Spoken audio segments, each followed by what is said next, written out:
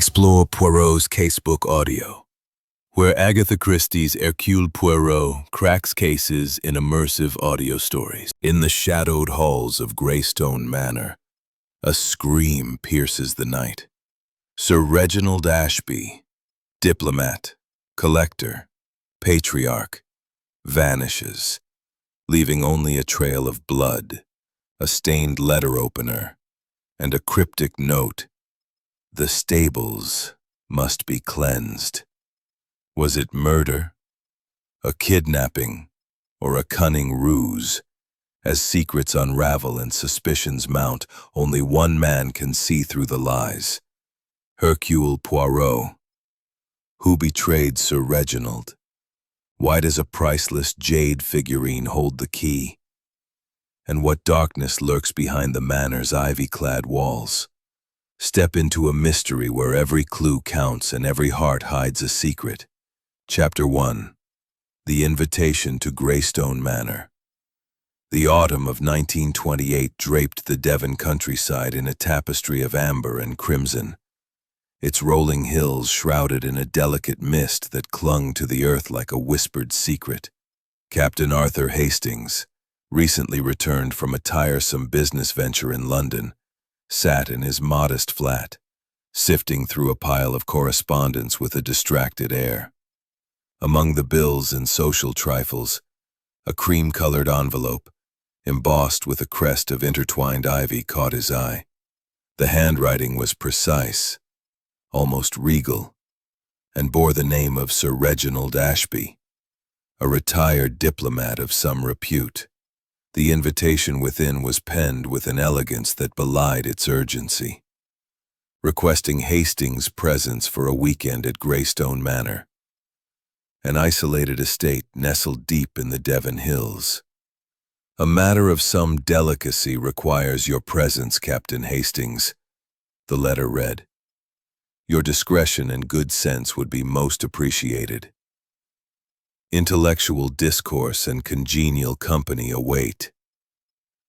The signature was a flourish of ink, bold yet controlled, much like the man Hastings vaguely recalled from a chance meeting at a London club years prior.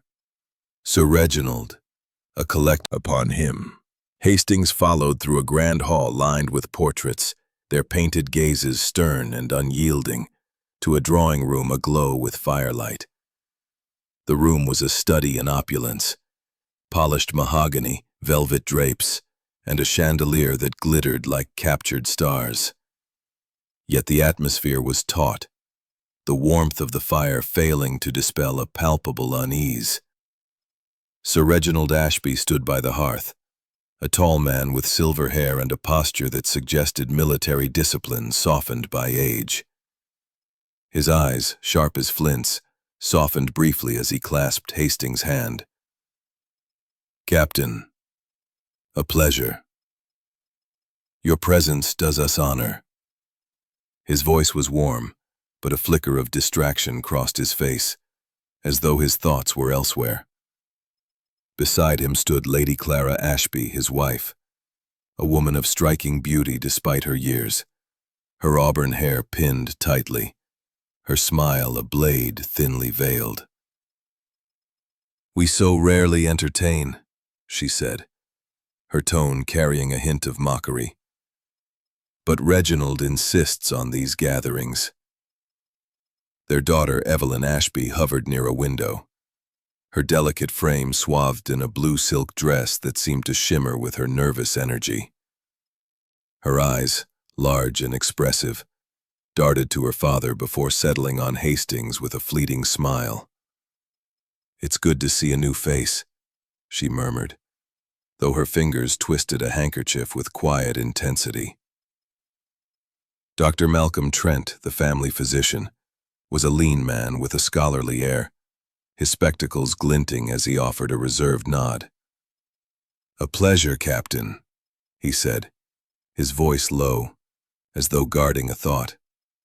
Mr. Victor Crane, an American businessman with a booming laugh and a suit that strained at the seams, clapped Hastings on the shoulder with undue familiarity. Well now, a military man. We'll have some stories tonight, eh? His brashness jarred against the room's restraint. Jade figurine on a nearby sideboard. A carved horse, its eyes glinting in the candlelight. As the evening drew on, Hastings sensed a current beneath the politeness, a tangle of resentments and secrets that no amount of claret could mask. When Sir Reginald excused himself early, citing a headache, the room seemed to exhale, yet the tension lingered. Hastings retired to his room, a grand chamber overlooking the fog-draped gardens, his mind turning over the evening's undercurrents. As he drifted toward sleep, the house creaked like a living thing, and he wondered what delicacy had prompted Sir Reginald's invitation. At midnight, a scream tore through the manor, sharp and raw, pulling Hastings from his bed.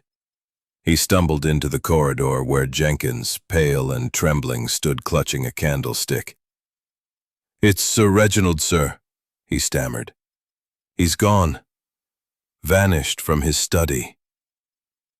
There's blood. So much blood."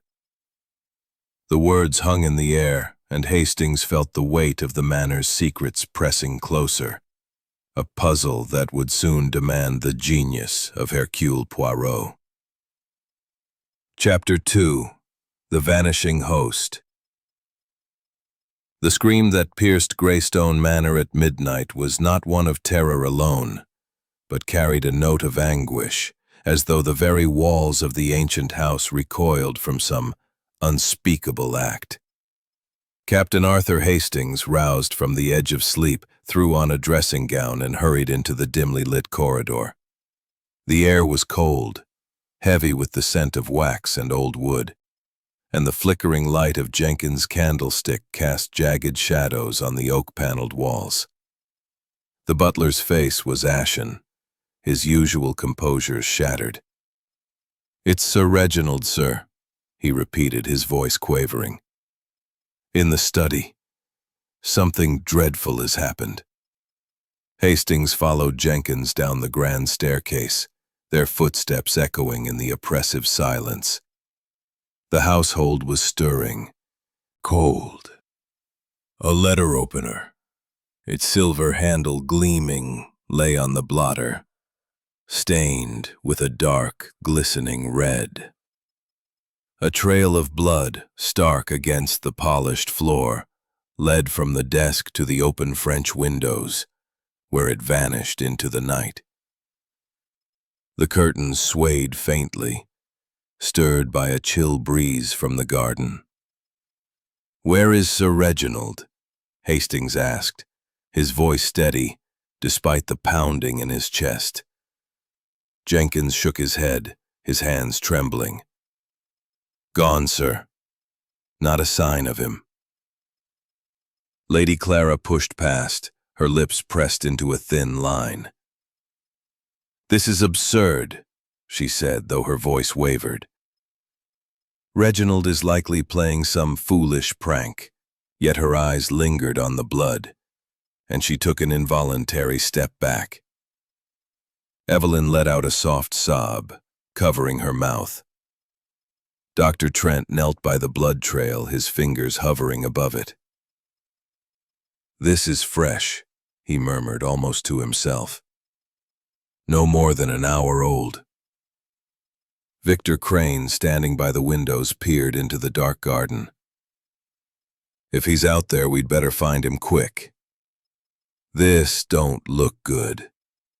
His brash tone grated, but Hastings noted his clenched fists, betraying unease. The group stood frozen, the weight of the unknown pressing upon them, when Miss Harper appeared in the doorway, her plain gray dress immaculate despite the hour. "I heard the scream," she said quietly, her eyes scanning the room with unsettling precision. "What has happened to Sir Reginald?" Hastings took charge, sending Jenkins to rouse the servants and search the grounds. He instructed the others to remain in the drawing room, but Lady Clara refused, insisting on staying near the study. "This is my home," she snapped, her composure fraying. Hastings examined the room, careful not to touch anything. The blood trail was oddly precise. Glass of water. His movements mechanical. While Crane muttered about damned English mysteries, Miss Harper sat apart, her hands folded tightly, her gaze fixed on the floor. Hastings felt the absence of Poirot keenly. His friend's clarity would cut through this fog of confusion. As dawn approached, a car's headlights pierced the mist outside. The household stirred, and Hastings felt a surge of relief. Poirot would arrive soon, and with him, the hope of unraveling the enigma of Sir Reginald's fate. But as he stood by the study window, staring at the blood trail that led nowhere, Hastings could not shake the feeling that the manor held secrets far darker than they appeared. Chapter 3. The Arrival of Poirot. The first light of dawn crept over the Devon hills, casting a pallid glow across Greystone Manor's fog-draped gardens. The household, restless after a sleepless night, stirred at the sound of gravel crunching under tires. Captain Arthur Hastings, standing by the drawing-room window, felt a surge of relief as a sleek black car pulled up to the manor's entrance. From it emerged Hercule Poirot, his small, immaculate figure a study in precision. Polished shoes gleaming, mustache perfectly waxed, and a gray Homburg hat tilted at a precise angle. In his hand he carried a silver-topped cane, more an accessory of elegance than necessity. His eyes, bright and piercing, swept over the manor with the intensity of a hawk. "Mon ami, Hastings," Poirot called, his voice carrying a warmth that belied the grim occasion. "You summon me to a puzzle, and I find a house heavy with secrets. Bien, let us see what order we can restore." Hastings hurried to greet him, noting the familiar spark in Poirot's gaze, the thrill of a challenge. The butler, Jenkins, hovered nearby, his gaunt face etched with exhaustion. "Monsieur Poirot, sir." The open French windows. Poirot moved with deliberate grace, his cane tapping softly as he surveyed the room. He paused at the desk, his gloved fingers hovering over the letter opener without touching it. "Curieux," he murmured. "The blood is dry, yet not smeared. A weapon perhaps, but not used in violence." He knelt by the blood trail, his eyes narrowing at its neat, deliberate drops. "This is no accident, Hastings. It is a performance." The constable, a stout man named Burrows, shuffled forward, his notebook clutched tightly. "We've searched the grounds, sir. No sign of Sir Reginald, dead or alive. The blood stops at the lawn's edge, and there's no footprints. It's as if he vanished into thin air." Poirot's mustache twitched. "Air does not swallow men, constable. The truth lies in what is before us." He examined the jade figurine, noting its slight misalignment, and sniffed the half-burned cigar in the ashtray. "This cigar," he said, "is not of a common brand. Who smokes such a thing?" Jenkins hesitated, then admitted, "Only Dr. Trent, sir. Sir Reginald preferred his pipe." Poirot turned to the French windows, stepping carefully onto the terrace. The garden beyond was shrouded in mist, its rose bushes and hedges ghostly in the dawn. He bent low, his eyes catching a faint glint, a single thread of blue silk caught on a thorn. "Voilà," he said softly, pocketing it with a handkerchief. A small thing, but the small things, they speak loudly. Hastings, watching, felt a familiar awe at Poirot's meticulousness. "What does it mean, Poirot?" he asked. Poirot's smile was enigmatic. It means, mon ami, that someone wishes us to see turn, and the little gray cells, they will find the contradiction. As the household dispersed, their alibis hanging like fragile threads, Poirot stood by the window, gazing into the mist. Hastings knew that look. His friend was already unraveling the knot, thread by thread, in a way only Hercule Poirot could. Chapter 4. The questions begin. The morning sun struggled through the heavy clouds over Greystone Manor, casting a wan light across the drawing room where Hercule Poirot had summoned the household. The room, with its velvet drapes and polished mahogany, seemed to hold its breath as Poirot stood before the fireplace, his small frame radiating an authority that silenced even the most skeptical. Captain Arthur Hastings sat to one side, notebook in hand, marveling at his friend's ability to command a room with nothing more than a tilt of his head and the gleam in his green eyes. The suspects, Lady Clara Ashby, Evelyn Ashby, Dr. Malcolm Trent, Victor Crane, and Miss Lydia Harper, sat in a semicircle, their faces a study in unease, defiance, and guarded curiosity. The air was thick with the scent of old roses and the faint tang of cigar smoke lingering from the night before. Poirot's voice, clear and precise, cut through the tension. Mesdames et messieurs, a grave event has occurred in this house. Sir Reginald Ashby is gone, and the clues, blood, a letter opener, a thread of silk, suggest a design most deliberate. I, Hercule Poirot, will uncover the truth, but I require your cooperation. Each of you will speak with me alone, and we shall see what the little gray cells reveal. His mustache twitched slightly, a sign to Hastings that Poirot was already piecing together the puzzle. He began with Lady Clara, who rose with the grace of a queen, though her tight smile betrayed her irritation. In the study, often sketch at night. It calms me. Poirot leaned forward. And what did you sketch? She hesitated, her cheeks flushing. Flowers. Roses, I think. Poirot's smile was gentle but probing. We shall look at this sketchbook, we. It may tell us much. Evelyn's hands tightened and Hastings noted her sudden pallor. Poirot asked about her father, and she admitted to a recent argument over her future. He wanted me to marry well, but I have other plans, she said, her voice breaking. Dr. Malcolm Trent followed, his scholarly demeanor intact but strained. He confirmed his alibi, reading in the library until 1:45. Medical journals, Monsieur Poirot. I am preparing a paper on cardiac conditions. Poirot's eyes gleamed. Sir Reginald, he had such a condition, no? Trent nodded, adjusting his spectacles. A mild arrhythmia, managed with medication. I checked his dosage yesterday morning. Poirot pointed to the ashtray. This cigar, it is yours? Trent flushed.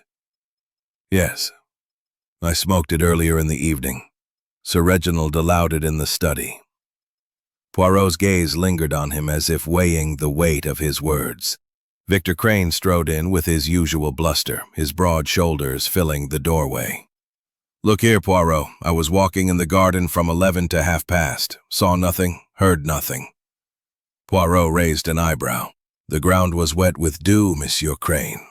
Yet your shoes, they are pristine. How curious. Crane's grin faltered. Must have dried off, he muttered. Poirot pressed further, asking about his business with Sir Reginald. Just a deal, buying some of his trinkets. He wasn't keen, got all high and mighty about it. Crane's fists clenched, and Hastings noted the sweat beading on his brow. Finally, Miss Lydia Harper entered, her plain attire and steady gaze a contrast to the other's agitation. I was typing. The detective was already steps ahead of them all. Chapter 5. The False Trail. By mid-morning, Greystone Manor was cloaked in a drizzle that blurred the outlines of its Gothic turrets and deepened the chill within its walls. The household, confined by the constable's orders, gathered in the drawing room, their nerves frayed by the uncertainty of Sir Reginald Ashby's fate. Captain Arthur Hastings stood by the window, watching the rain trace rivulets down the glass, his mind replaying Poirot's interviews. Hercule Poirot himself sat in a high-backed chair, his polished shoes crossed neatly, his eyes half closed as if listening to an inner symphony. The suspects, Lady Clara, Evelyn, Dr. Trent, Victor Crane, and Miss Harper, shifted uneasily, their glances darting between each other and the detective, whose calm presence seemed to unsettle them more than the mystery itself. Constable Burrows, red-faced and bustling with self-importance, entered with a gardener in tow, a wiry man named Tompkins, whose cap was clutched tightly in his hands. "Monsieur Poirot," Burrows announced. "We've a witness. Tompkins here saw something last night, near the study at 1:45. The gardener nodded nervously. "Aye, sir. I was checking the greenhouse locks when I saw a man by the study windows. Big fellow, like Mr. Crane, pacing in the garden." Crane's face darkened, his fists clenching. "Now hold on, I told you. I was walking earlier, not at 1:45. Burrows puffed out his chest. "It's enough for me, sir. You argued with Sir Reginald over that deal, and now we've a witness placing you at the scene. I'm taking you in for questioning." The room erupted in murmurs. Lady Clara's lips curled in a faint, satisfied smile, while Evelyn's eyes widened in alarm. Dr. Trent adjusted his spectacles. "And yet Mr. Crane's coat, it is light gray, and his shoes, they bear no trace of the wet grass. Curious, no?" Burrows bristled. "He could have cleaned them." Poirot's smile was polite but sharp. "Possible, but unlikely. The dew was heavy, the mud tenacious. Let us consider another detail." He moved to the rose bushes outside the French windows, where he had found the blue silk thread. "This thread," he said, holding it aloft in its handkerchief, "matches the dress Mademoiselle Evelyn wore last night. Yet she claims to have been in the conservatory far from the garden. How did it come to be here?" Evelyn gasped, her hand flying to her mouth. I don't know. I wasn't near the study." Lady Clara's eyes narrowed, but she said nothing. Poirot returned to the study, his attention shifting to the jade figurine. "This horse, it is not in its proper place." Someone touched it, perhaps in haste. "And the cigar." He pointed to the ashtray. "Dr. Trent, you smoked this rare brand, yet Sir Reginald did not. Was it smoked here, or brought here?" Trent's jaw tightened. "I smoked it earlier, as I said. I left it in the ashtray." Poirot nodded, but his gaze lingered, as if seeing beyond the doctor's words. Hastings watched, his certainty in Crane's guilt wavering. The blood trail, too neat to be natural, and the thread, tying Evelyn to the scene, suggested a complexity beyond a simple crime of passion. Poirot addressed the group. "Mes amis, someone has crafted this scene to mislead. The blood, the witness, the letter opener, they are props in a play. But why? To hide what truth?" Crane, still glowering, muttered, "You're making this too complicated, Poirot. Poirot's smile was serene. No, monsieur. Misplaced cigar had already cast doubt on their stories, but Poirot's focus now rested on the figurine, its subtle displacement a silent clue in the unfolding drama. Mon ami, Poirot said, his voice low and precise. This figurine, it is the heart of our puzzle. Why is it not in its proper place? Why does it draw the eye? He lifted it gently with gloved hands, turning it in the dim light. The horse, carved with exquisite detail, was heavier than it appeared, its base smooth except for a faint scratch barely visible. This is no mere ornament, Poirot murmured. It holds a secret, perhaps one Sir Reginald wished to protect, or to expose. Hastings, peering over his shoulder, frowned. But it's just a statue, Poirot. Valuable, yes, but how does it connect to his disappearance? Poirot's smile was enigmatic. Patience, Hastings. The little gray cells, they work where the eyes falter. He set the figurine down and turned his attention to the desk, its surface still bearing the blood-stained letter opener and the ashtray with Dr. Trent's cigar. His fingers traced the edges of a bookshelf behind the desk, pausing at a panel that seemed slightly misaligned. With a gentle press, the panel clicked, revealing a hidden compartment. Inside was a small iron safe, its lock gleaming but unyielding. Poirot's eyes gleamed too. Voila! A treasure trove, perhaps. But what does it guard? The butler, Jenkins, summoned at Poirot's request, confirmed that Sir Reginald alone knew the safe's combination. He kept his most valuable papers there, sir, Jenkins said, his gaunt face tense. Deeds, contracts, and private matters. Poirot nodded, dismissing him, and turned to the safe. After a moment's inspection, he found a single sheet of paper wedged behind it, overlooked by the constable's revelation hung in the air. Hastings, startled, recalled Crane's offer to buy the figurine, rebuffed by Sir Reginald. Was the debt a motive for murder, or for staging a disappearance? Poirot pressed further. You typed his correspondence, mademoiselle. Did you type this note? Miss Harper shook her head, but her gaze faltered. No, it's in his hand. I typed only business letters. Poirot nodded, dismissing her, but his eyes followed her retreat, noting the stiffness in her posture. Alone with Hastings, Poirot paced the study, his cane tapping softly. The figurine, the safe, the note. They are connected, Hastings. Sir Reginald planned something, perhaps to expose a betrayal. The blood trail. It is too perfect, a distraction. But this note, it is a cry from the heart. He paused by the French windows where the blue silk thread had been found. And Mademoiselle Evelyn, her dress, her presence near the study, she knows more than she admits. As the rain drummed against the windows, Poirot's mind seemed to hum with the same relentless rhythm. We must learn more of this debt, Hastings, and of the figurine's true value.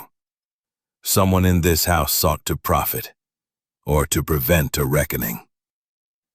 Hastings felt a chill, not from the rain but from the certainty that Poirot was closing in on a truth the household wished to keep buried. Chapter 7. Secrets and Motives.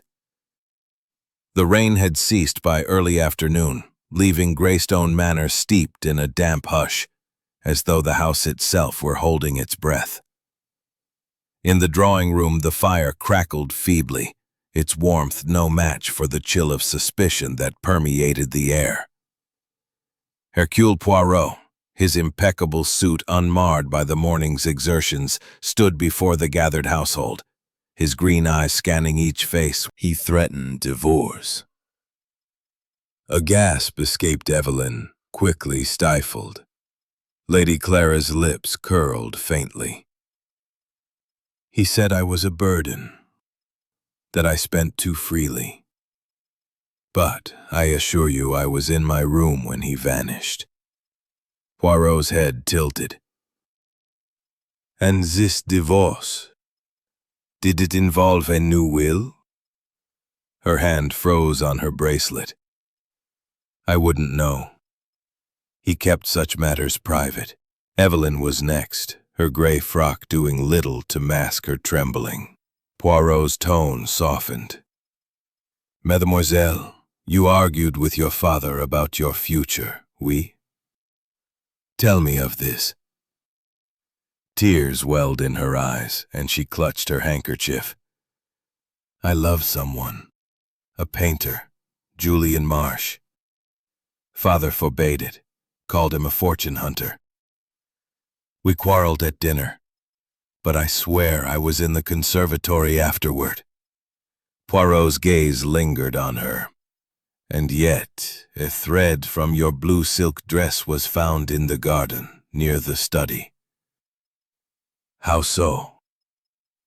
Evelyn's face paled.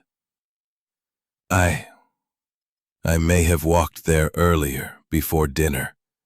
I don't recall. Her voice broke, and Hastings noted the desperation in her eyes. Dr. Trent, summoned next, adjusted his spectacles with a nervous twitch. Doctor, Sir Reginald's heart condition, Poirot said. It required daily medication. Where is this medicine now? Trent's brow furrowed. In his bedroom, I presume. I gave him a new bottle yesterday morning. Poirot's eyes narrowed. Yet none was found in the study or his room. Curious, no? Trent's composure faltered. I don't know. It should be there. Poirot pointed to the ashtray. And this cigar, smoked in the study. When did you leave it? Trent flushed. Before dinner, as I said. I often smoked there with Sir Reginald's permission. Was dishonest. But he named no one. Her eyes flicked to the figurine, and Poirot noted the gesture, subtle but telling. As the interviews ended, Poirot paced the study, his cane tapping rhythmically. Hastings, he murmured. The motives, they multiply. A wife scorned, a daughter defiant, a doctor negligent, a businessman thwarted, a secretary too knowing. And this note, it points to a plan, perhaps to expose a traitor. He paused by the jade figurine, its emerald eyes catching the light. The figurine, it is not just valuable, it is a symbol. Of what, we shall see. Hastings felt the web of secrets tightening, each suspect's revelations adding knots to the puzzle. Poirot's eyes gleamed with purpose. We are close, mon ami. One false step, and the truth will emerge from the shadows. Chapter 8. The Broken Alibi. The afternoon light filtered weakly through Greystone Manor's tall windows, casting long shadows across the drawing room where the household remained under Hercule Poirot's watchful eye. The air was thick with unspoken accusations. The earlier revelations of debts, betrayals, and forbidden love weighing heavily on the suspects. Captain Arthur Hastings, seated with his notebook, felt the tension coiling tighter, as if the manor itself were conspiring to keep its secrets. Poirot stood by the fireplace, his immaculate figure a beacon of calm amid the storm, his green eyes scanning the room with a quiet intensity that made each occupant shift uncomfortably. Lady Clara Ashby, Evelyn, Dr. Malcolm Trent, Victor Crane, and Miss Lydia Harper sat in a strained semicircle, their faces a gallery of guilt, fear, and defiance. Poirot's voice when he spoke was soft but commanding. Mesdames et messieurs, the threads of this mystery, Blood, silk, a figurine, a note. They weave a pattern, but it is incomplete. Him. Her words tumbled out, raw and desperate. I went to the garden afterward just for a moment to clear my head. That's when my dress must have caught on the rosebush. Poirot's expression was unreadable, but his eyes gleamed with interest. "And what time did you leave the study, mademoiselle?" Evelyn hesitated, her gaze darting to her mother. "Just before 1:45. I heard the clock chime 11:30 as I reached the garden." Poirot nodded slowly. "You saw no one else? No movement, no sound?" Evelyn shook her head, tears spilling. "No, it was quiet." I was too upset to notice Hastings scribbled furiously, noting the timeline. Evelyn's presence placed her dangerously close to the moment of Sir Reginald's disappearance. Poirot turned to the others. "This changes the picture, does it not? Mademoiselle Evelyn was in the study, yet the blood trail, the letter opener, they appeared after her departure. Who else was near?" He fixed his gaze on Dr. Trent. "Doctor, you were in the library until 1:45. Yet your cigar, it was found in the study, still warm when Jenkins discovered the scene." Trent's jaw tightened. "I told you I smoked it earlier. Someone must have moved it." Poirot's smile was thin. "Moved it or placed it to suggest your presence?" Before Trent could respond, Poirot addressed Miss Harper. "Mademoiselle, you typed correspondence until midnight, yet you heard nothing, saw nothing, despite your room's proximity to the study. Is this not remarkable?" Miss Harper's composure wavered, her eyes flicking to the jade figurine on the desk, now back in the study for Poirot's inspection. "I was focused on my work, Monsieur Poirot." "The walls are thick." Poirot's head tilted. And yet Poirot's mind was already tracing the invisible threads that would lead to the heart of the mystery. Chapter 9. The Hidden Room. The late afternoon light filtered through the heavy drapes of Greystone Manor, casting a muted glow over the study where Hercule Poirot stood, his meticulous figure framed against the shelves of leather-bound books. The air was heavy with the scent of old paper and the lingering tang of cigar smoke, a reminder of the enigma that enveloped Sir Reginald Ashby's disappearance. Captain Arthur Hastings, his notebook worn from furious scribbling, watched Poirot with a mixture of awe and impatience, Evelyn's tearful confessions still echoing in his mind. The household, Lady Clara, Evelyn, Dr. Malcolm Trent, Victor Crane, and Miss Lydia Harper, remained confined, their nerves stretched taut by Poirot's unrelenting probing. The jade figurine, the cryptic note about the Augean stables, and now Evelyn's admission of being in the study had tightened the web of suspicion.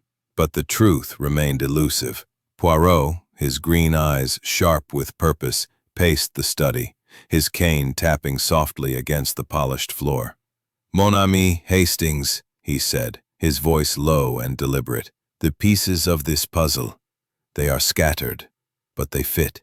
The blood trail, the thread, the figurine, they are distractions, yes, but also keys. We must look deeper."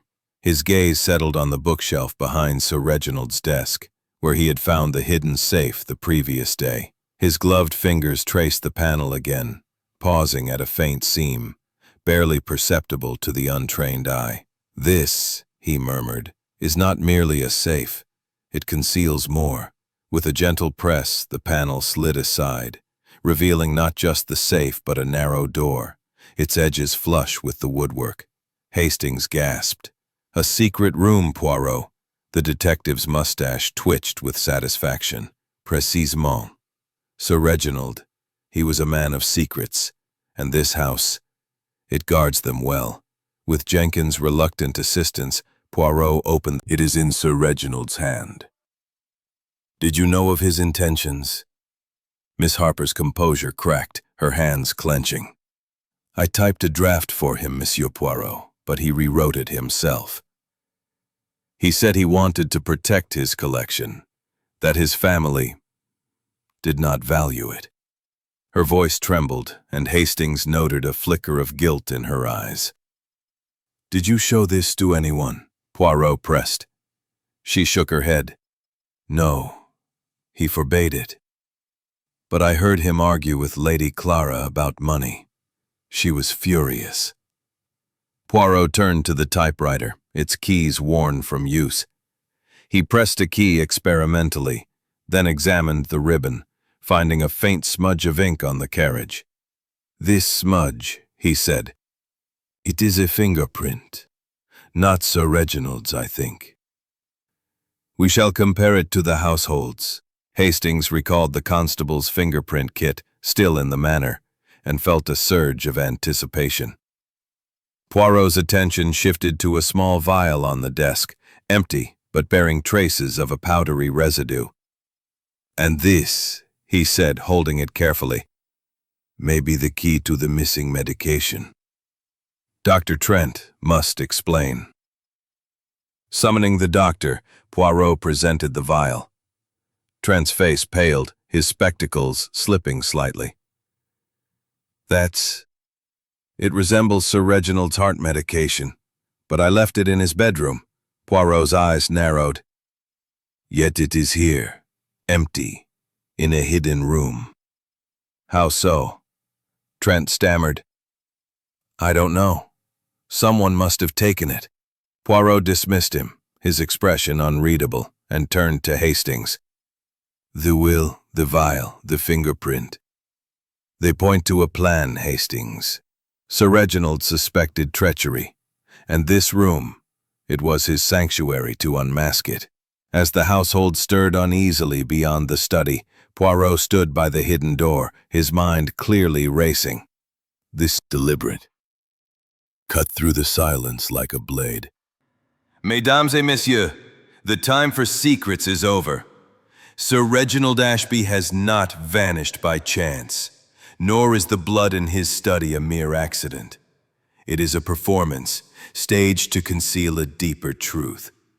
Tonight, I, Hercule Poirot, will unravel this masquerade, and the guilty will betray themselves. He held up the draft will, its handwritten lines stark against the flickering firelight. This document, found in a hidden room, reveals Sir Reginald's intent to disinherit his family and leave his estate to a charitable trust. Who among you knew of this plan? Lady Clara's face drained of color, her hands gripping the arms of her chair.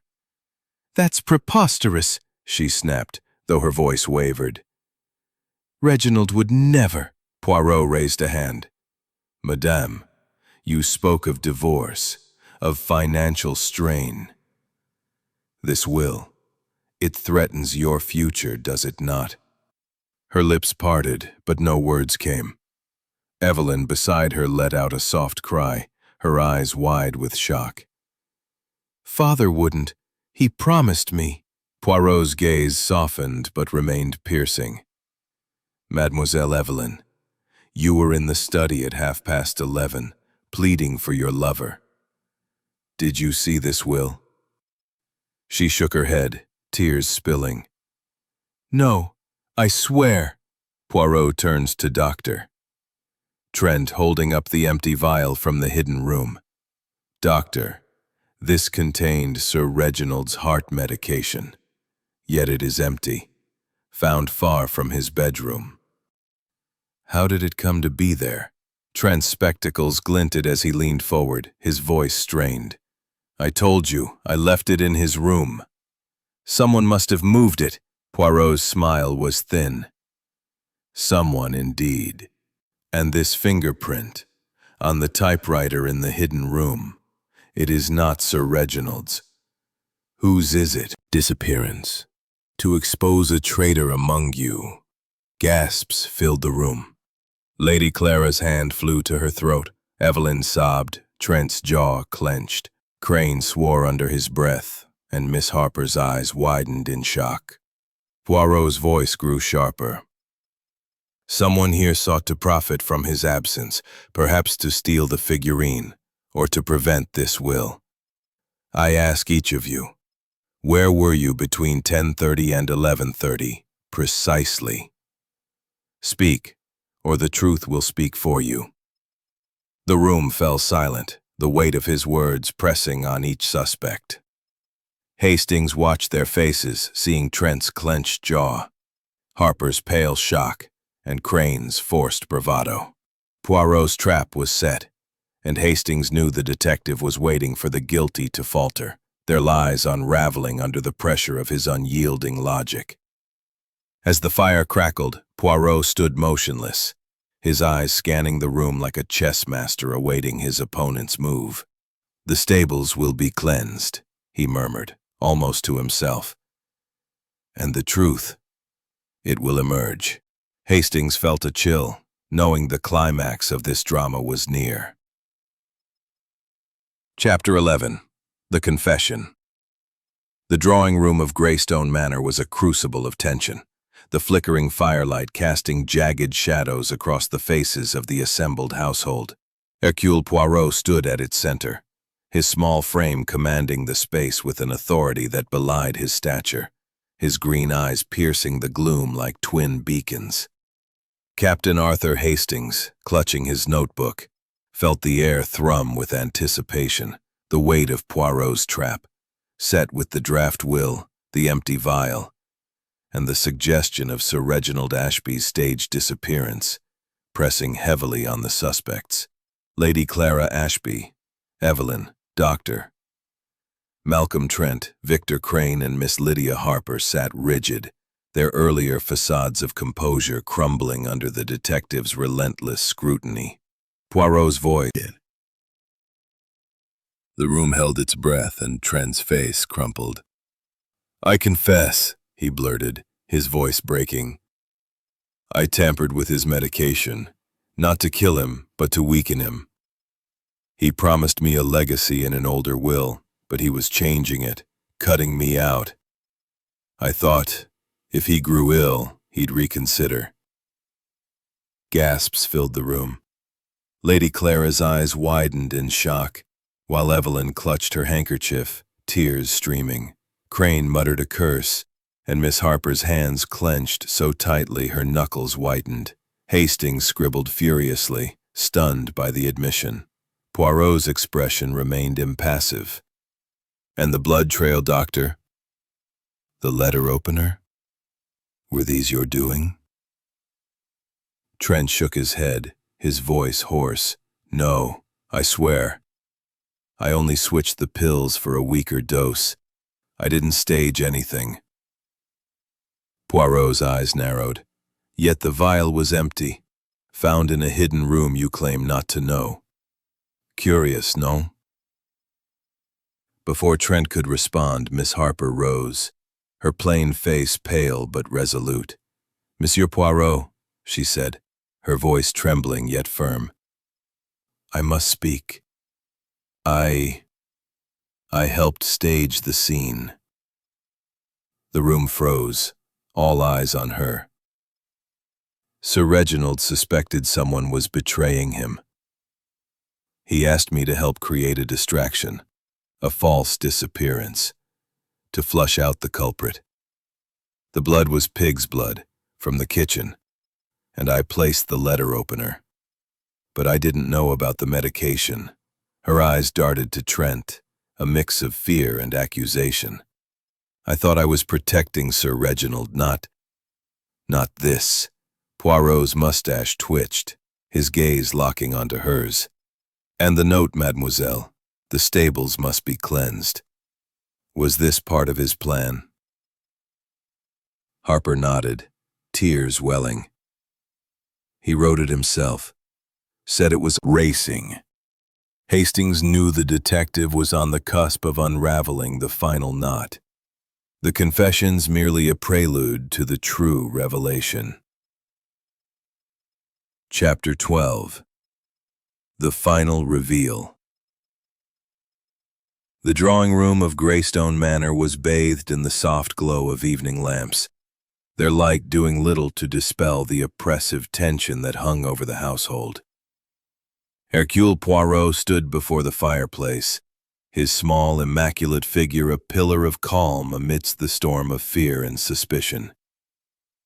Captain Arthur Hastings, his notebook nearly filled with the day's revelations, felt his pulse quicken, sensing that Poirot's trap had reached its climax. The confessions of Dr. Malcolm Trent and Miss Lydia Harper, admitting to tampering with medication and staging a false disappearance, had unraveled part of the mystery. But Sir Reginald Ashby's fate remained shrouded. Lady Clara Ashby, Evelyn, Trent, Crane, and Harper sat in a strained semicircle, their faces etched with dread, anticipation, and in some a flicker of defiance. Poirot's voice, clear and resonant, filled the room. Mesdames et messieurs, we have reached the heart of this enigma. Sir Reginald Ashby did not vanish by accident, nor was he murdered. The blood, the letter opener, the moved jade figurine, these were props in a drama, orchestrated to expose a traitor. But the traitor, they turned the stage to their own purpose. Tonight, I, Hercule Poirot, will reveal the truth, step by step, with the precision of the little gray cells. He held up the cryptic note. The stables must be cleansed. This was Sir Reginald's declaration, a vow to purge corruption. He suspected betrayal, and with Mademoiselle Harper's help, he staged his disappearance, hiding in the secret room to watch his household. The pig's blood, the letter opener, these were meant to provoke. Someone entered after Evelyn, someone who moved the jade figurine and emptied the vial of medication. Poirot's gaze fixed on Trent.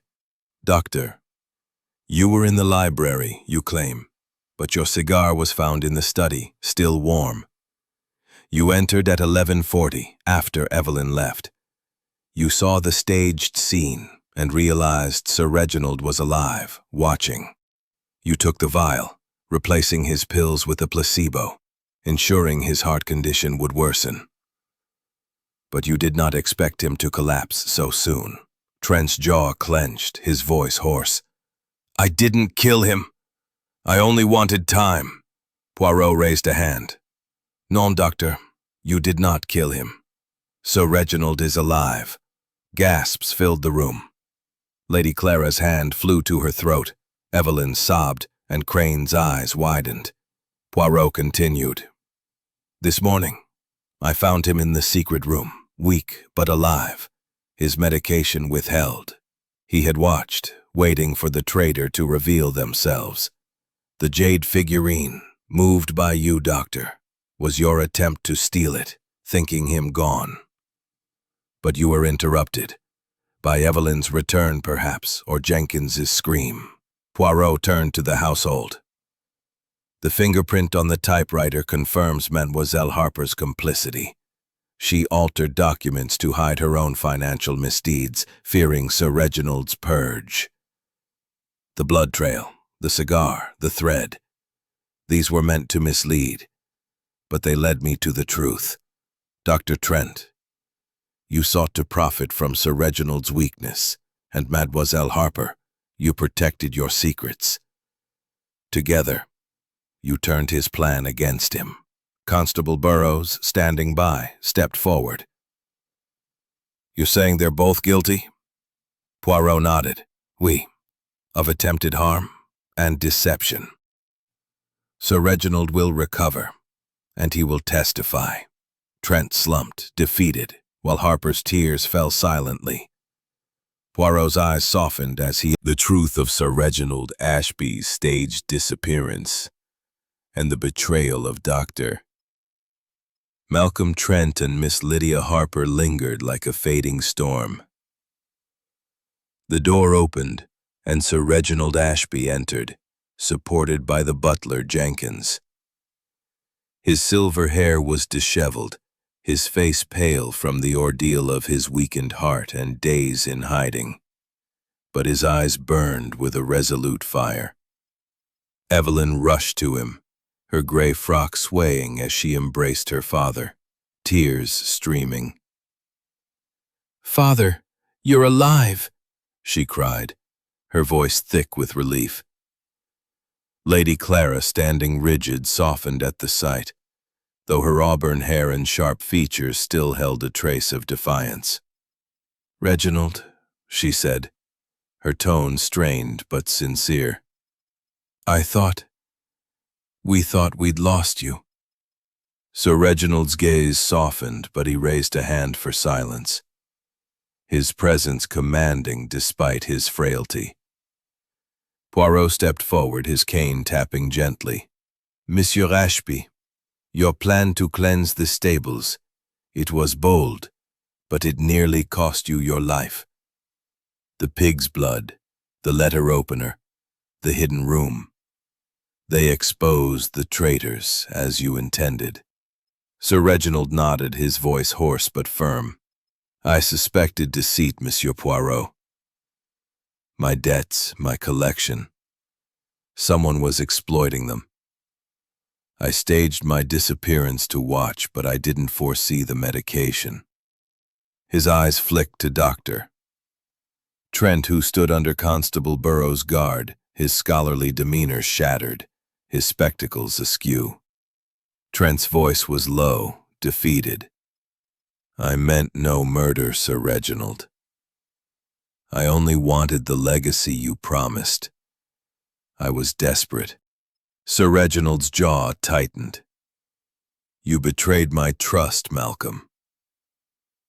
Years of service, and you chose greed." Miss Harper beside him, her plain face pale and tear-streaked, spoke softly. "I'm sorry, sir." Reconciliation, unspoken but clear. Poirot, observing the scene, spoke quietly to Hastings. "Mon ami, the human heart, it is a complex thing. Greed and fear drove this drama, but love and regret, they heal it." He turned to Sir Reginald. "Monsieur, your new will you proceed with it?" Sir Reginald glanced at his wife and daughter, his expression softening. "I'll revise it, fairly. The trust will stand, but my family will not suffer."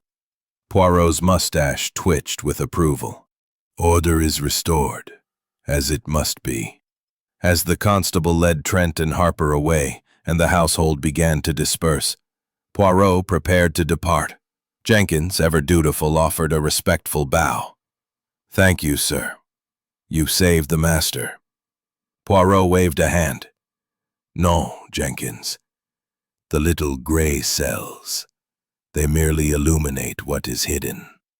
With a final glance at the jade figurine, now returned to its proper place, Poirot stepped into the hall, his work at Greystone Manor complete. Hastings, following, felt a familiar awe at his friend's genius, knowing the case would linger as a testament to Poirot's unerring logic. The manor, once a labyrinth of secrets, stood quieter now, its shadows dispelled by the light of truth. Chapter 14. Poirot's Reflection. The train to London rattled through the Devon countryside, its rhythmic clatter a soothing counterpoint to the turmoil that had gripped Greystone Manor. Hercule Poirot sat in a first-class compartment, his immaculate suit unruffled, his silver-topped cane resting beside him. The late afternoon sun, breaking through the clouds, cast a golden glow across his polished shoes and neatly waxed mustache. Captain Arthur Hastings, seated opposite, clutched his notebook, its pages filled with the details of the case. Sir Reginald Ashby's staged disappearance. Interrupted, not completed. He paused, swirling his tisane. Sir Reginald, he played a dangerous game, staging his absence to trap a traitor. But he underestimated the desperation of those around him. Trent, with his greed for a legacy, and Harper, with her fear of exposure. Hastings leaned forward, his curiosity piqued. And the jade figurine? Why was it so central? Poirot's eyes gleamed. It was a symbol, mon ami, of Sir Reginald's pride, his legacy. To move it was to challenge his authority, to reveal intent. Trent sought to steal it, thinking Sir Reginald gone, but he was watched, always watched. Poirot's voice softened. The human mind, it betrays itself in small things. A misplaced figurine, a thread of silk, a cigar's lingering smoke. Hastings flipped through his notes, recalling the tense moments in the drawing room, Evelyn's tears, Lady Clara's humbled pride. What of the family, Poirot? Will they recover? Poirot's expression grew pensive. The heart, it heals, but slowly. Evelyn's love, Lady Clara's regret. They will mend what greed and suspicion tore apart. Sir Reginald, he has learned the cost of his secrets. The stables, they are cleansed, but at what price? The train's whistle pierced the air, and Poirot set down his cup, his gaze returning to the window. You see, Hastings, the true battlefield is not the study or the garden, but the soul. Each suspect, they acted from their own desires. Trent for gain, Harper for safety, Evelyn for love, Clara for pride, Crane for opportunity. Yet in their actions, they revealed themselves, and the truth, it cannot hide from Hercule Poirot. His voice carried a quiet pride. His experience. Captain Arthur Hastings followed, his notebook tucked securely in his coat, its pages a testament to the case's intricacies. The staged disappearance of Sir Reginald Ashby, the pig's blood, the jade figurine, the empty vial, and the confessions of Dr. Malcolm Trent and Miss Lydia Harper. The manor's secrets, now laid bare, seemed a distant memory in the city's vibrant chaos. Poirot paused by a newsstand, his green eyes scanning the crowd with a quiet vigilance. Mon ami, Hastings, he said, his voice soft yet clear above the din. The world moves on, but the lessons of Greystone Manor, they linger. The human heart, it is both the puzzle and the solution. Hastings nodded, still awestruck by Poirot's unraveling of the case. You saw it all, Poirot. The blood, the thread, the hidden room. You knew Sir Reginald was alive when we all feared him dead. How do you do it? Poirot's smile was faint, almost wistful. The little gray cells, Hastings. They see what the heart obscures. The blood was too neat, the figurine too deliberately moved, the note too purposeful. Sir Reginald's plan? It was audacious, but it revealed the truth. Greed in Trent, fear in Harper, love in Evelyn, pride in Lady Clara. Each played their part, and I merely arranged the pieces. He adjusted his Homburg hat, its tilt precise. But it is not enough to solve, mon ami. One must understand why they act, why they hide. Hastings glanced at his friend, the weight of the case settling into memory. It was a near thing, Poirot. If you hadn't found Sir Reginald in that hidden room. Poirot waved a hand, dismissive. No, Hastings. The truth. It cannot hide forever. The stables were cleansed, as Sir Reginald triumphs chronicled in his notes. A testament to the genius of Hercule Poirot, who saw through shadows to the truth. As the station's noise enveloped him, Hastings smiled, knowing that wherever secrets festered, Poirot would be there, his little gray cells ready to bring order once more.